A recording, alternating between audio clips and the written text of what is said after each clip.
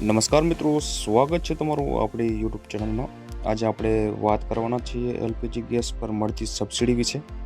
Subsidy ચાલુ રાખવા માટે શું કરવું, કયા ડોક્યુમેન્ટ જોઈશે વગેરે। તો વિડીયો અંત સુધી જોશો। તો મિત્રો વાત કરીએ ઉજ્જવલા યોજના હેઠળ કેન્દ્ર સરકાર ગરીબી રેખા હેઠળ પરિવારોને સબસિડીવાળા એલપીજી સિલિન્ડર આપે છે। અત્યારે હાલમાં સરકાર એલપીજી સિલિન્ડર દીઠ 300 રૂપિયાની સબસિડી આપી રહી છે। એટલે કે સરકારે આ યોજનાના લાભાર્થીઓને માત્ર 600 રૂપિયામાં એલપીજી સિલિન્ડર આપી રહી છે।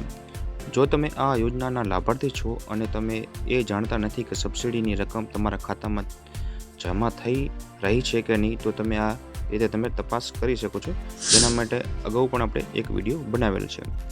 તમે નજીકના ગેસ એજન્સીનો સંપર્ક કરી શકો છો અને સબસિડીની માહિતી લઈ શકો છો। કેટલા સિલિન્ડર પર મળશે સબસિડી? તો મિત્રો જણાવી દઈએ તમને કે ઉજ્જવલા યોજના હેઠળ લાભાર્થીઓ વર્ષમાં સબસિડી પર 12 એલપીજી સિલિન્ડર ખરીદી શકે છે। સરકારે પહેલેથી સ્પષ્ટ કરી દીધું છે કે એલપીજી સિલિન્ડર પર સબસિડી માત્ર ઉજ્જવલા યોજનાના લાભાર્થીઓને જ મળશે। મતલબ કે જે ઉજ્જવલા યોજના હેઠળ ગેસનું કનેક્શન મેળવ્યું છે તેમને જ લાભ મળશે। બાકીના લોકોને બજારની કિંમત પર એલપીજી સિલિન્ડર ભરાવાનું રહેશે। સરકાર ગરીબી રેખા નીચે એટલે કે બીપીએલ પરિવારોને મફત રાંધણ ગેસ કનેક્શન આપે છે। આગળ વાત કરીએ મિત્રો એલપીજી ગેસ કેવાયસી અપડેટ વિશેની। તો મિત્રો ગેસ કેવાયસી એલપીજી કનેક્શન ધારક તેનું કેવાયસી કરાવેલ નથી તો તેને સબસિડીનો લાભ આપવામાં આવશે નહીં। બાયોમેટ્રિક કેવાયસી 25 નવેમ્બર 2023થી શરૂ કરવામાં આવ્યું હતું અને કેવાયસી ડિસેમ્બર 2023 સુધી કરી શકાશે।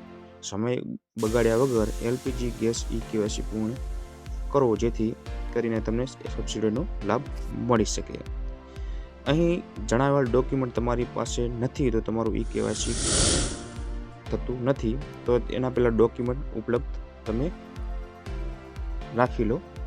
તો પહેલું છે તમારું આધાર કાર્ડ હોવું જરૂરી છે। નંબર 2 17 અંકનો ગેસ કનેક્શન નંબર હોવો જરૂરી છે। નંબર 3 તમારો મોબાઈલ નંબર ફરજિયાત છે। નંબર 4 મોબાઈલ નંબર તમારા આધાર કાર્ડ સાથે લિંક હોવો જોઈએ।